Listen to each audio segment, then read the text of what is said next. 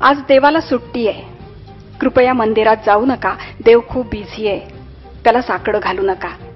जायचंच असेल तर जा एखाद्या अनाथ आश्रमात. तो तिथे लहान पोरांना हसवतोय. तुम्हीही हसवा एखाद्या कोमेजलेल्या फुलाला. आज देवाला सुट्टी आहे. तो भेटेल तुम्हाला हॉस्पिटलात प्रेमाने रोग्याला बरा करताना. तुम्हीही जा आणि हातभार लावा.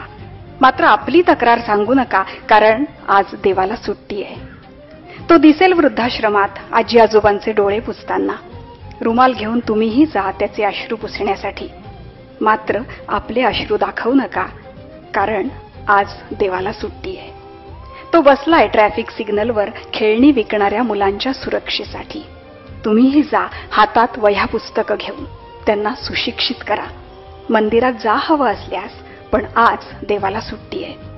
तो बसलाय अन्नाच्या कणात. उगीच अन्न वाया घालवू नका. जमलं तर एखादा घास द्या भुकेलेल्या माणसाला. तो आज त्यांच्यातच रमलाय.